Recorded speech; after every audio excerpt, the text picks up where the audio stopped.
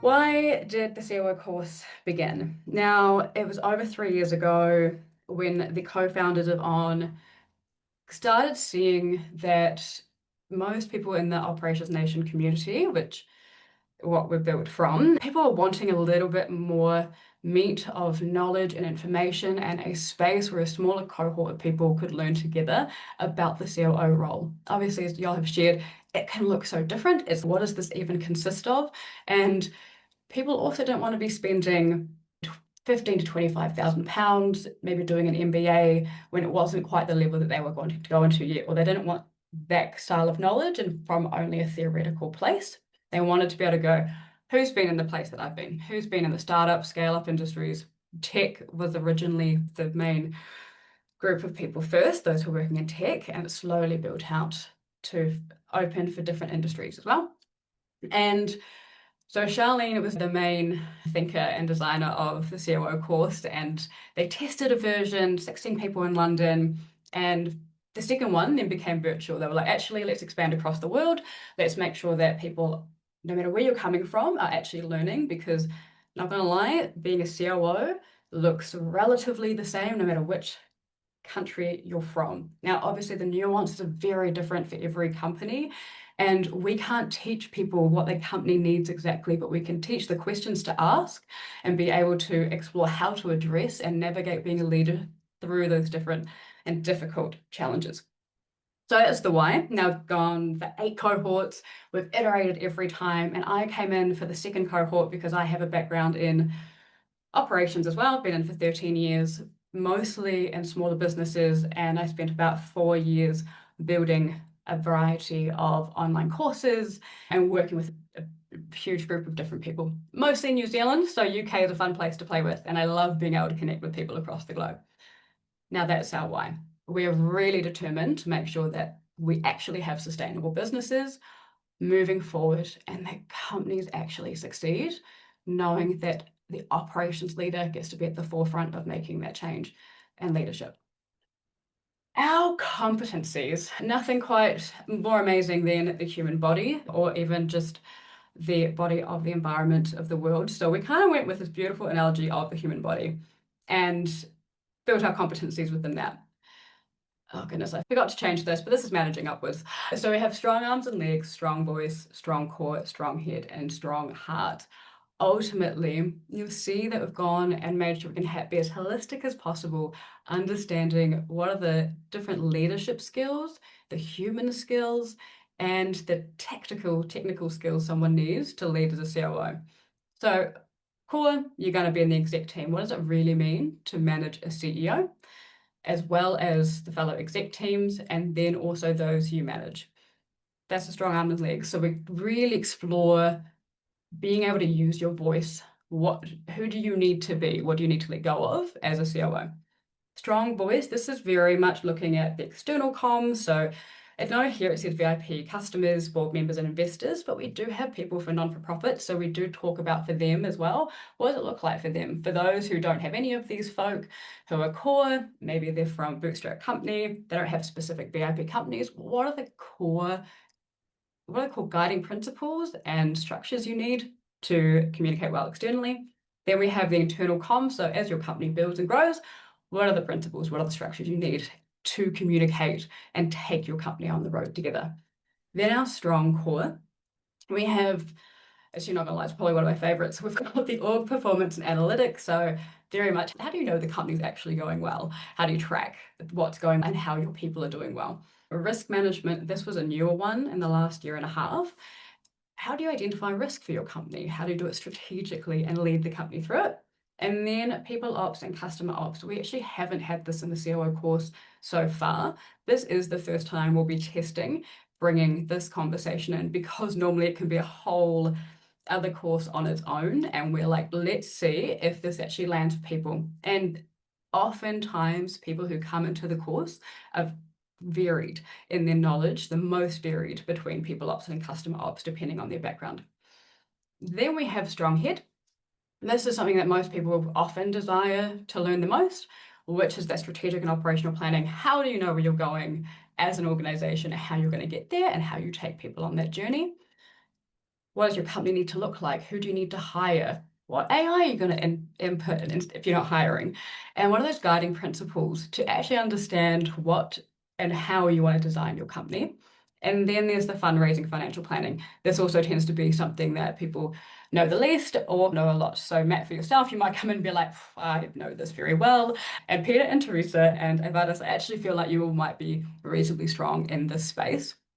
But most people are like, what does it mean not to be an accountant for the company, but to be a strategic leader who can ask the right questions, have the right relationships with the CFO or those who is managing the accounts as well.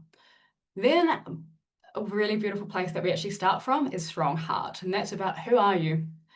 As Avada said, not every COO is the same. A lot of people come in and they think that a COO has a specific personality type or way of being that you have to exist as. You might be technical, you might love people, you might be actually more of a visionary than someone who's an integrator. There is no right way of being a COO, but it's understanding who you are and maybe the organization, the people you need to work with to make sure that you can be the best COO for the company. Then we also explore resilience, which stress management and self-care also fall under. A lot of people tend to be pretty good at stress management because it's a pretty stressful job, but self-care people don't always tend to lean into and prioritize. And this is not talking about bubble baths. This is actually understanding the science of what stress does to our body, how do we build resilience so we can continue to be healthy as we are in a job that can be pretty bloody tough. We have new bonuses. So we do have an AI week that we're integrating, also called for by a lot of people recently. And so we're testing out that. I'll share more later, but we've got a new week on AI, about AI governance and around efficiency in AI. As a COO, we believe that you should be leading it, going forward and stepping forward, asking tough questions about AI, not just reacting because everyone thinks AI is the way to do things, but going, actually, is this right for our company? If we do that, what's the legal side? How do we think about the governance? And also, how would we think about the implementation within the company? And then there's just a nice little bonus project management module. Y'all might be friggin' dope at this.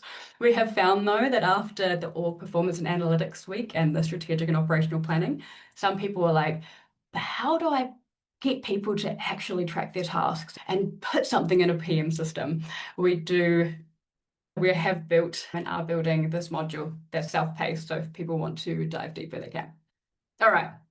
And there's plenty there about the competencies, but you can kind of get a general idea of what you'll be learning in the course. Who it's for, again, if you have any questions, you should drop them in the chat or raise your hand and I will definitely stop and take a pause. But who it's for, it is for the people who are aspiring COOs.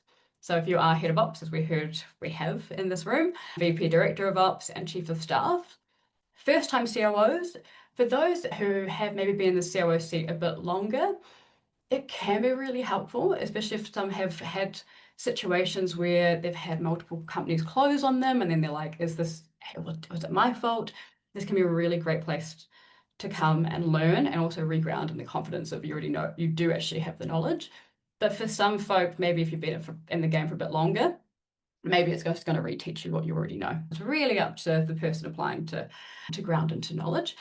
And then we have shifted it so people who are in companies with 10 people or more, if it's less than 10, we've found that the conversations are quite different than those who are growing as an organization. But you'll see past cohorts, we've had a variety of experiences, those who've just launched into being an ops role, maybe coming from a whole different background and now coming into as a COO. And then those who've been in the ops game forever. What I love is how much people teach each other. Someone who may have really great leadership skills can teach someone who has great operational skills and vice versa. So everyone has something to teach each other. Different industries, hugely diverse companies, especially size, again, from 10 people to 150 plus. Anyone who's a much larger corporate, it doesn't maybe land quite as much because it is more for startups, small businesses, scale ups. And 18 plus countries, we had the best time with people from across the world. We did make some from Australia who joined, which was awesome because being from down under, it was really fantastic knowing at least one company in Australia is going to continue succeeding. And then we have different company stages. Again, every person, some things will land for some people better than others, but ultimately having that space to learn with each other is where the magic happens. Okay, lots of great ops people coming in and jump into the course, and this is our format. We've adjusted this session. It's a bit more intense from a 14 week to like a 10 to 11 week. And we're going to have 3-hour live sessions. So it might be like, holy shit, 3 hours. We do have breaks. It is very involved. You're not sitting back relaxing and enjoying the show. It is a very engaged experience with peers, with guest speaker, and also with yourself, being able to do some reflection within the session at times. And then we have fortnightly accountability check-ins. I can dive into more of that later. Pre-recorded videos. So we prefer people to have a little bit to be set up with. So when you come into the live sessions, you can hit the ground running and be like, great, we're all on the same page. Let's have those juicy conversations. Let's ask the questions we want to ask. Oh dear, thanks Toggle. Great timing. Then digital workbook.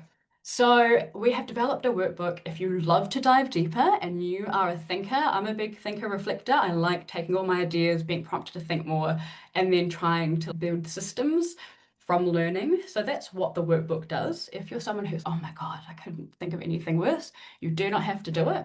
So it's just there if you're someone who does like to explore more from that perspective. There is the private group and Disco, so you stay connected just yourselves, where you'll get all the recordings, the resources, I'll share more soon, but you'll have your space to stay connected that no one else outside of the cohort can access.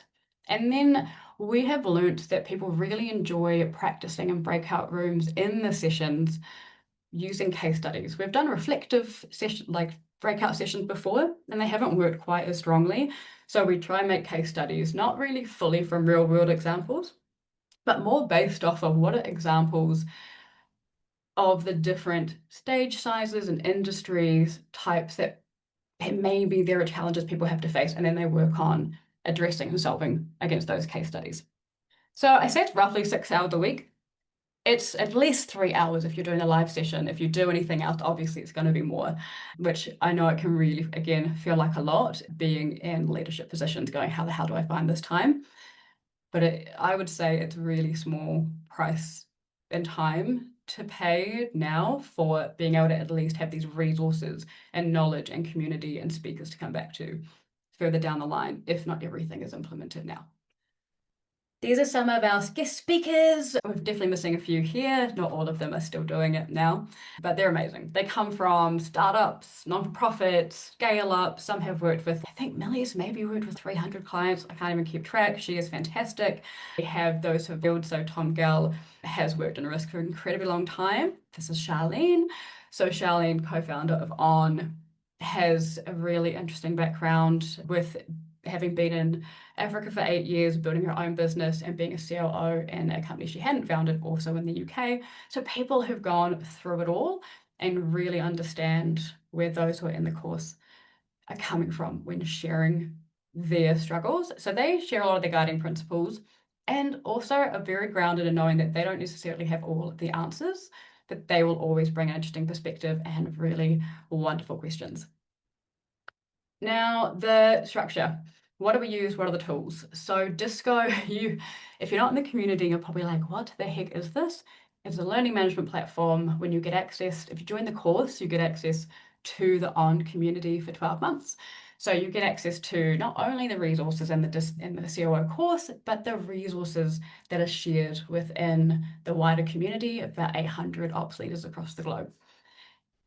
Disco is really great to be able to go through every module. Everything's locked until it's the week of, to then learn and then prep for the next session. All the events for the sessions are in there, all the resources that are shared are there, and then also the channels. We previously used Slack, but found people could either get distracted or hate using Slack or aren't allowed to in their company, so Disco is a better place to play. But you do get access to the wider community in Slack, so if you wanted to dive into finding another job or having interesting conversations with even a wider group of ops people, that's there. And we now use Zoom, our beloved butter, closed down. It was an amazing platform for being able to engage and have a bit more fun. So we try to be as enticing on Zoom as possible, expect a lot of reactions and comments in the chat because Zoom can feel very corporate-y, but we might like to make it fun amongst the learning. So In the virtual room, you'll learn from guest speakers. There's the Q&A, group discussions, and those case studies and breakout sessions. So those are the main tools. Also email. That can be incredibly boring. I'll send you an email of a wrap up of the week in case you're like, I haven't checked Disco. I'll make sure that you're just seeing what you need to see to keep you on track. The workbooks, this is roughly what some of them could look like. It's just a Google Doc and you can print or download and then write or build it out online. And then you get a certificate at the end once you've done your scorecard survey and attended or watched at least 80% of the learning sessions. This is a new slide. People have asked a really good question, which is like, what does it actually look like? So to summarize all of the things, this is what we're playing with this cohort. We do take people's feedback incredibly seriously and also like the chance to play. This is the first time we're trying out a stream week and integrating a couple of topics in the same week. So there's like a week of onboarding, getting yourself settled in, introducing yourself to each other. And then there's the first week, which is like a proper welcome and building that self-awareness, which is exploring through using one of those psychometric tools to understand yourself a little bit, just at least start the conversation and understanding who you are as a COO and your COO archetype. Then we dive into using our voice first. We want to start building the voice before we dive into the technical side. So there's very much the human element of managing upwards. So the relationship with the CEO, relationship with the exec team, being in charge of the internal comms and being a manager. And then we dive into, great, so what are those tools and frameworks and infrastructures you need and you'd be driving as a COO? And so this is where the rest of the competencies we talked about flow in. And then there's the stream week. And you might be like weaker in external comms and want to focus on that. You will still have access to all the resources in the customer ops and people ops weeks as well. You just won't be attending the live session. But so that's what the stream week will look like. You'll choose one stream to go down. And then this is when we'll dive into the AI week as well. And then we'll finish off a celebration because we deserve to acknowledge ourselves. And then the COO, who you are as a COO and your next steps in that role. For some folk, their next steps was never becoming a COO. They were like, this seems nice, but I love being a head of ops, which is the best. We like people learning about what they want for themselves. A very nice bright screen. People have also gone, what does it mean in a week? It's a really good question. I obviously said like general format, but in a week of the course, it would look like on a Thursday. So if we're launching like the 25th, as an example, 25th of June, then you would be receiving the first module for you to dive into and all the pre-work and all the exercises and activities, and that flows into the pre-work phase. So you get the module drop, access to everything related to that module, and then we come in the following Wednesday for the 3-hour live session. Then there's a post-work phase. Now, the post-work to the new module drop is a very short turnaround time. The reason being is the post-work really involves implementation to your company. So you can go, great, I've booked in a call with the CEO or my manager. We're going to talk about this thing I've just learned or book it in the future, or I'm just going to think about it and then also create some space for the pre-work for the next session. There's, again, staying connected, the fortnightly accountability sessions, there's Disco. I also really suggest one-to-one, getting to understand your cohort and booking one-to-one sessions. And then you can also book one-to-one with myself or Charlene. We've both got some crossover knowledge and then some really distinct knowledge that we'd love to help guide people through in a half-hour session. And then, like I said, you'll hear from me. So I'll be across the comms in Disco and also within the emails. Okay, we're almost there, team. Make sure that we have enough time for your questions. So outcomes, for some people, they had become COOs. Either they were practically doing the job and then weren't recognized for the title, and after doing this course, received the title. For some people, they left their job and found the COO role that they really wanted. Others became from a national ops director to the international ops director, and others were not in jobs at the time, and then within 6 months received the job that they really wanted, which was really in an industry that they were keen for. Other people was just like, thank God I found out that I actually know what I'm doing. I kind of knew it, but now I have the grounding and the infrastructure and the language to take people on that journey. I have an increase in confidence. So these are just some of the outcomes from people in the past, which are really sweet. It definitely makes our day. And then we have some of the testimonials as well. These are on our website. I'll also share, if you're like, tell me more, but I'm not going to spend a lot of time, just know some people have said great things. And that's really kind. Yeah, so it's really nice to know that there are people who have gotten plenty out of it. Acknowledging, because I like to be real, obviously not everyone gets everything out of it. And I think it's really important to understand the expectations. This is a 10 to 11 week course. It is not a year course. So it's not going to change everything in your life, but it will definitely give you language, frameworks, resources, foundations, and an increase in confidence to lead the company. Not just to be like, hey, I can build this thing operationally, but to go, I can challenge my CEO and be like, we're not going in the direction that we should as a company. This doesn't align to our values or our mission and vision. Or if really often navigating shiny object syndrome, or it's being able to actually sit back and reflect on everything you've done so far and go, how do I get to finesse that? Am I doing things in a way that's healthy for the company? Or how do I let go? That's one of the biggest ones of you don't have to do everything as a COO and you're moving from a doer to a strategic partner. So that's very much it. I realize I haven't updated the details, so please ignore this information. We are actually moving back a month. We were testing out, can people find out within and sign up within 3 weeks? Turns out for ops leaders, that's not quite the case. So we often need a bit more of a turnaround time to get people into the course. So we are looking at starting early. Oh, actually, not. Just kidding. I did update it. I thought it said 1st of June. So this is might be 1 week late. So originally it was going to start this week, but we are looking at moving it back a week because some people are also really busy. So I want to give that spaciousness so you can dive in and jump in from July until September.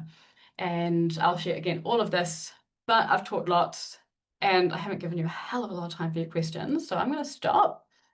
I'm going to take a little breather and now is your turn. Do you have any questions for me? I have a question. Yes, Matt, throw it in. Thank you. Really informative and answered a lot of my questions anyway. But one of the questions I had was just around the how the course has been put together, and is it based around any existing ops frameworks, and is it like a mishmash of different what people's experiences that put the course together, or how is it? What's it based on? Is my overriding question. Love that. Such a good question. So this was brought together because Charlene and Oshrina and Astrid were trying to build a course. So the co-founders of On were aiming to build a course that they heard so there was two main parts, a focus group approach. So they had focus groups early on, I think it was about 40 people, to hear would people actually want to learn. And the other element is all three of them all the three co-founders came from ops backgrounds. So especially Charlene was like, I want something out there that I wish I had when I was a COO of the company that she was building at the time or beforehand. So it was really exploring all the things that she had done as a COO and that she had seen that she wished that she had, and then they built it from focus groups as well. So it's very much from that personal lens of anecdotally, what are people actually doing? And then from what we've seen and gathered over the years, and that's how risk management came in, because we were like, oh, that's actually not something that's talked about, but is integral to most people's companies. And so it's like that main base, knowing there's so much out there, go-to-market strategies and legal, other elements that are really important, but tend to be more niche depending on the company that you work for. Yeah. Is there anything that you saw that you're like, oh, I'm quite curious about why this is not in there? No, not that. I didn't think. Yeah, no, there isn't. I thought was missing. No. Amazing. Thank you for that question. All right, Teresa, Ivadis, and Peter, anything from you? Yes, Peter. Yeah, I just wanted to clarify on the 3 hours part. Is that every week, or was that just on that week where you had a choice of customer ops or people ops? Such a good question. Sorry, I did not articulate that. It's every week. So now there was that showing every week's module. There is always a call every week. So the way it flows is you get some pre-work, then you have a weekly session on the Wednesday, every Wednesday, 2:30 to 5:30 p.m. British summertime. And then after that, then there's that post-work And so then so it's only on that week where there's basically the class gets split effectively. Otherwise, it's Yes. everyone the same. Yeah. And those guest speakers that are there, like Millie or Ty Wolf, they're there. And then are they then presenting for the full 3 hours? What's the structure of those 3 hours? Yeah, perfect. Yeah, so within a 3 hour session, how everyone's slightly different. If they did the pre-recording themselves, so for example, Millie, she does her pre-recording, so you would have watched that. She comes into the session and we often dive into a little bit of fireside chat. So she's there for the full 3 hours. So some of them are there for the full 3 hours and they're there for the Q&A, the helping actually explore maybe an exercise that's in relation to what their topic is and teaching more about the framework and making sure you're learning the practical skills, asking any questions about maybe how you'd address a challenge and doing that Q&A side. And then we also do about a 20-minute breakout session in every class so that you're with a smaller group of peers, being able to play with a case study that's been given to you that either you've just like a grouping you've decided to join in, or sometimes we do allocate you out into a group for that breakout session. And then you get to implement or test out the case study and then come back, and then she'll often provide feedback based on what she's hearing from the learning experience, or she'll jump in different groups as well in the breakout. Ty, he's there for the full 3 hours, and then there are so the risk and resilience sessions is the first time we're trying this out. There are two speakers in that session. So they'll most likely have about half a session each. AI week, this is yet to be confirmed because it's such a big topic. It's either going to be two sessions in 1 week or it's the two of them in one session, but I'm not 100% sure. I just don't want people to lose out of really having good conversations in the AI week. Yeah, so this is where some things will be grounded. So most of it's set in stone, but some things might adjust depending on what we're hearing from the cohort. Sometimes I'll create a new session because the cohort I really want to talk about this more. So I'll just be like, cool, in 2 weeks, are you free on this day for us to talk about this session? And those who are interested will jump in. Yeah. But with the guest speakers, most of them will be there for the full 3 hours, unless it's two of them in there. Yeah. Does that help, Peter? Kind of give a bit of clarity to everyone? Yep, that's all good. Perfect. Thank you very much. No, thank you. Teresa, what have you got? I'm wondering about, I don't even know how to articulate my question. Let's say because there's an amazing diversity of content week to week. Are there any things that the course provides in terms of not just the workbook, but almost like a file structure or a template of sorts, if you will, that just kind of helps to really, as a participant, really hone in on your learnings? Because obviously the throughput of implementing these things, as much as I would love it to be week to week within the organization, wouldn't be. But that way it's not just, oh, that was a really impactful week, I loved learning about risk, and now I have this situation 3 months after the course is complete where I'd really like to refer to what I learned and then implement accordingly. It's just mostly so that these things like truly become referenceable. I'm just wondering if the course itself provides that documentation infrastructure, or if you're seeing that participants are creating that scaffolding for themselves. Oh, okay, hopefully I'm going to get this right. Let me know if I'm missing it. So the first part is kind of like this filing infrastructure. So for you to be able to come back to refer to anything we've learned, it's all in Disco. So you'll be able to have the ease of tapping back into being like, I think there was this resource, it was an interesting session, and I'm ready to implement the learning. So let's say Risk Week, there is a framework that's given, and you might go, great, I'm going to bring this back, and I'm going to learn, and I want to bring this into my. Oh, no worries at all. Thank you so much. I appreciate it. And so what will happen is that will always be there to refer back to.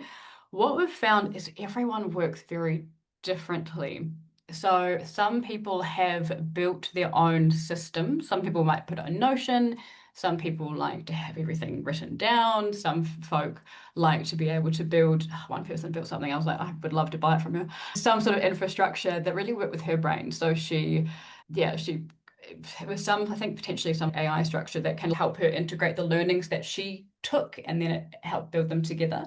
Yeah, so ultimately, the way, if I was to do it myself, because I have quite a bit of probably a chaotic learning style sometimes and have lots of ideas, to your point, is very much coming back because there's a very simple structure in Disco, very week by week, so you'll be able to refer back in the resources section and in the module going, great, I'm ready for the strategic planning. and we're going to have this conversation. Now, Millie gives a resource that will go, this is how to run a strategic planning session. So there will be the guidance when you're ready to dive into it, how do you approach it? But we really suggest in the week when you're doing the learning, and this is what the workbook tries to do as well, is how would you approach it for your company? So hopefully through your own words and your own reflection, you'll be able to go, I've learnt this, and I'm just going to take like even 10 minutes to go, if knowing the company that I do know as to be, when I'm ready to implement this, what are some things I want to be reflecting on, or how would I want to lead this for our organization? Perfect. No, it's super helpful. Exactly what I was looking to understand. That way I can start thinking, like you're saying, how it caters to the individual and how they would learn and then also implement. Because selfishly, I'd like to also keep everything obviously within the context of my immediate role and position, but also keep it broad enough that it applies career wide. So that makes a lot of sense. Perfect. Yeah, and you'll definitely always have resource to that. And this is one reason I love the one-to-one sessions, is that it doesn't have to be specific to any of the learnings. It can literally be like, I just want to build a structure. Can we spend half an hour building something that's going to help my brain? I feel like it's just so much.